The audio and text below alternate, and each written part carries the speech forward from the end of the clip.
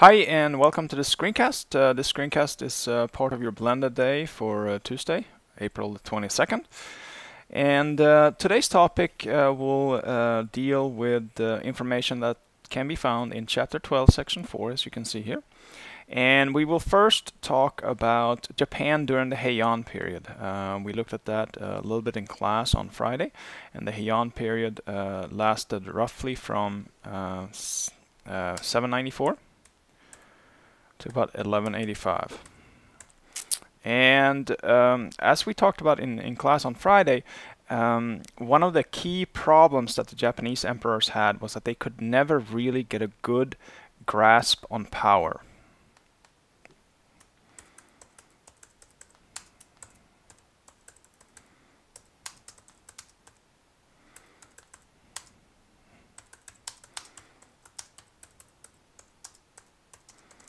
So they could never get a good grasp of power. They had usually good control over the capital, Heian, and but after that it got really problematic the further away from the capital you got. So during this time period, during the Heian period, it's really one family, and this is not the emperor's family, but this is another family out in the Japanese countryside that basically runs the country. And this is the Fujiwara clan.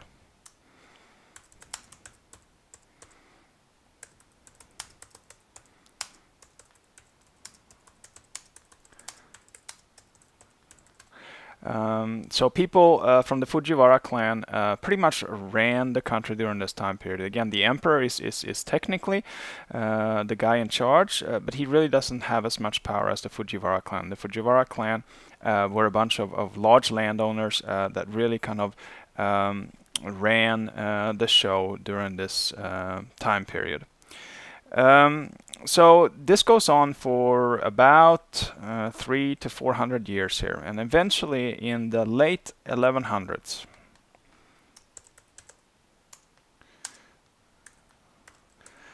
we have one person, a person named Minamoto Yoritomo.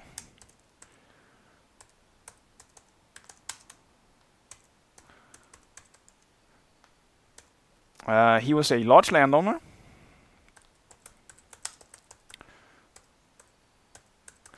And he started to get more and more power.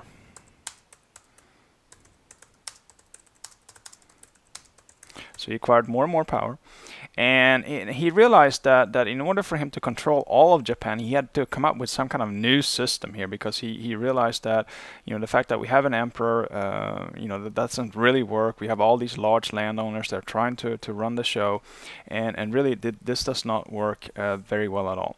So what he did was that he came up with a new political office.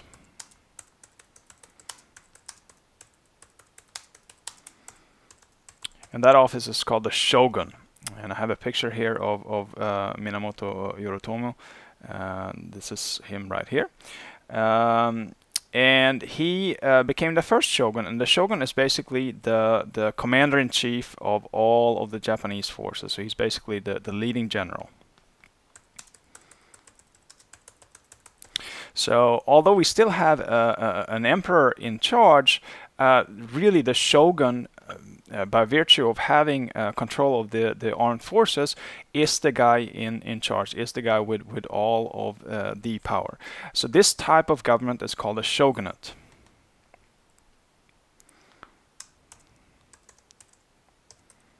This type of state is called a shogunate, and it lasted from 1185 to 1333. And it actually worked pretty well.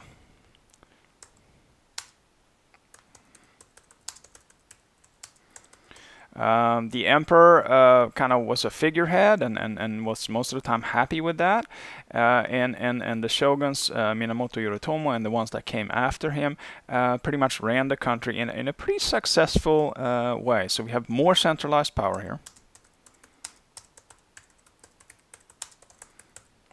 And which leads to a more stable Japan. So we have a more stable Japan under the power of the shogunate here. Unfortunately, in 1333, this comes to an end here.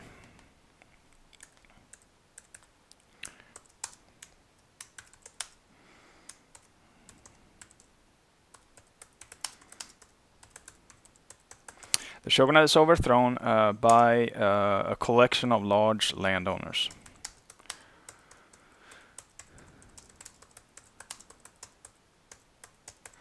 Again, a bunch of these large landowners got together and they basically overthrew the shogun, and this led to chaos and a civil war.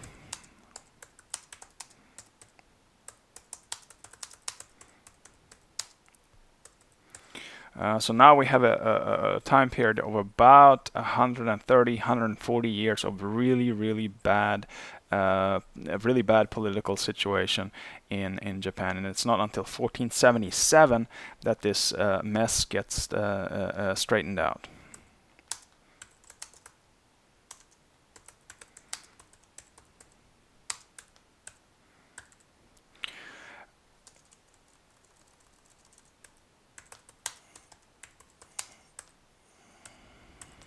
So this lasted until 1477, and this is one of the darker periods in Japanese history.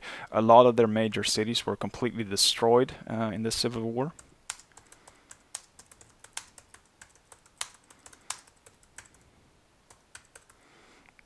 And again, it's a really bleak period in Japanese history.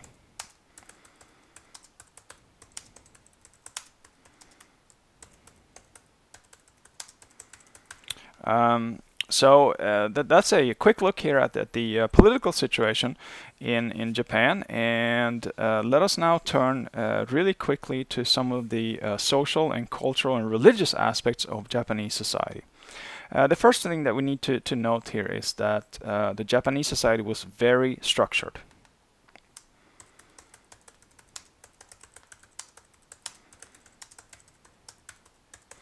And it was very difficult to move between classes.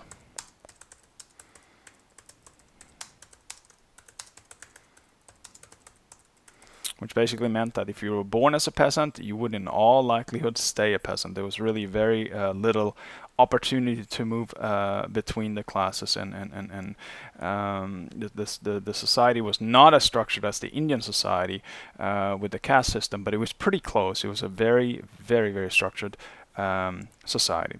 So the majority of people are peasants.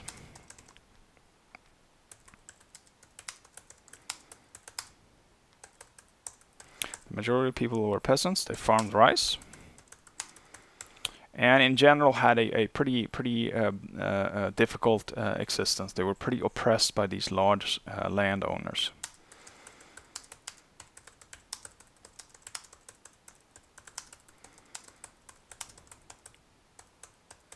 So they were under a great deal of pressure from these large landowners, who were really the most powerful entity in Japanese society. We have two classes that are pretty specific to Japanese society. One of these classes is called the genin. And this was a class of landless peasants who were pretty close to slaves. They did not own any property of their own, and instead they had to resort to working for these large landowners, and again they were very close to slaves. They could actually be bought and sold. And again, they were kind of the bottom of the Japanese society. There was, however, one class that was even lower, and this is the Etta class.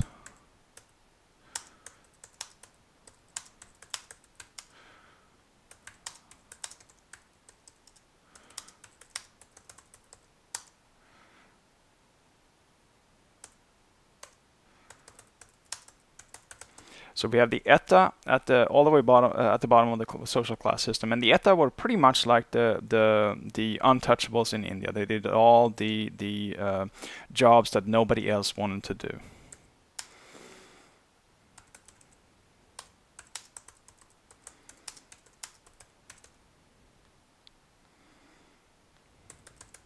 So they were very similar to untouchables. So again, a very structured society where most of the people in the population lived really difficult lives, and it was just a small percentage of the people at the top of society that did well. As far as religious beliefs are concerned, the Japanese had a religion that was very closely tied into nature. This is a nature worshipping religion called Shinto.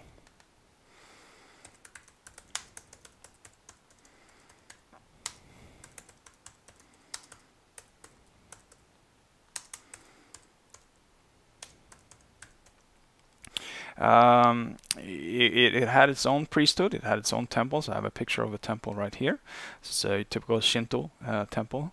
And as you can see, this is obviously a modern picture. So Shinto is a religion that still exists very much today in Japan. One of the things that they believed in is that nature in itself is kind of a manifestation of divinity.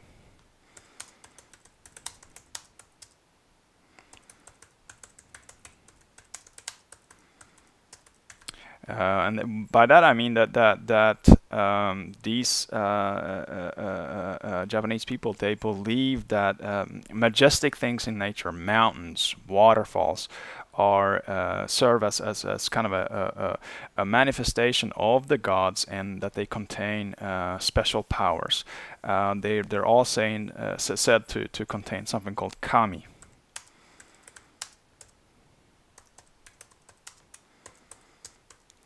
Which is a divine spirit.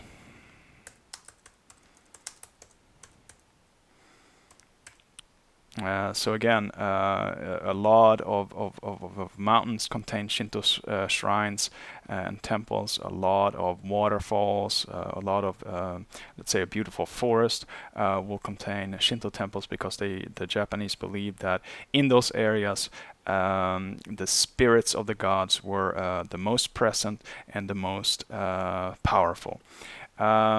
It's a very simplistic form of worship. There's very few rituals.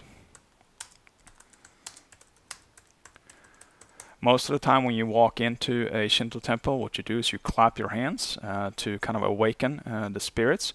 You leave some kind of offering. You know, if you're asking for something, if you're praying for something, the offering that you leave is often connected to that request that you have in your prayer, and then you leave. So again, it's a very, very simplistic form of worship.